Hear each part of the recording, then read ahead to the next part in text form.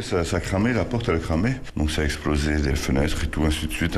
Dans la cage d'escalier noircie par les flammes de l'incendie volontaire, la scène n'attend plus qu'une chose, quitter ce que certains appellent ici la tour infernale. Là, c'est plus possible de rester ici.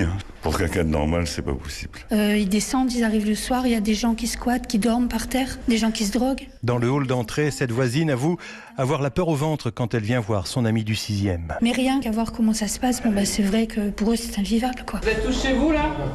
Oui. Depuis lundi, les agents du bailleur social font le tour des appartements pour prévoir le relogement des locataires d'ici un mois.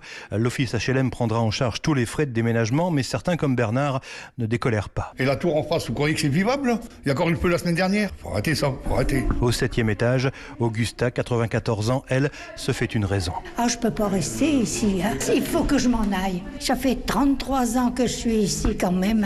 Ça vous fait un pincement au cœur de partir? Oui, beaucoup, oui. Mais le maire, il m'a promis, il m'a dit, je serai là quand tu vas déménager. En attendant, un vigile monte la garde 24 heures sur 24 à l'entrée de la tour, en contact permanent avec la police en cas de problème. À Avion, Lionel Gougelot, Europe 1. Bonjour Jean-Marc Tellier. Bonjour. Vous êtes précisément le maire communiste d'Avion. Merci d'être en direct avec nous dans ce journal de 8h sur Europe 1. En délogeant vos administrés de cette tour HLM, votre premier souci, on le sait bien, on le comprend bien, c'est de les protéger. C'est une mesure d'extrême urgence. Mais c'est aussi l'abandon d'une partie de votre territoire.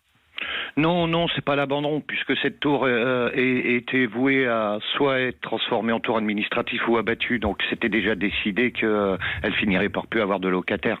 Donc on accélère un processus qui était prévu. Mais ces voyous, ces délinquants, monsieur le maire, font comme s'ils étaient chez eux. On parle de cette tour HLM dans votre commune, mais ce n'est pas un cas isolé en France. Est-ce qu'on peut imaginer que votre initiative soit partagée dans d'autres territoires par d'autres maires ? Écoutez, on peut imaginer. Moi, ce qui me préoccupe avant tout, c'est ces habitants. Vous avez vu dans le témoignage, c'est des gens qui méritent qu'on les aide et qu'on s'occupe d'eux. Donc, si la question se pose, chacun jugera ce qu'il a à faire, quoi. Vous estimez que la République, l'État, vous a abandonné ?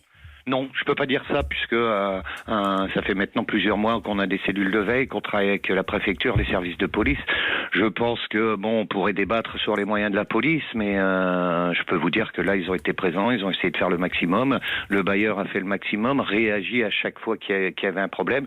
Mais voilà, quoi, il a fallu prendre cette décision et je crois que les incendies ont démontré qu'il était urgent puisqu'on a eu la chance de pas avoir de blessés. Donc Bien fallait sûr, passer c'est l'essentiel. à l'action. Merci Jean-Marc Tellier, maire d'Avion dans le Pas-de-Calais.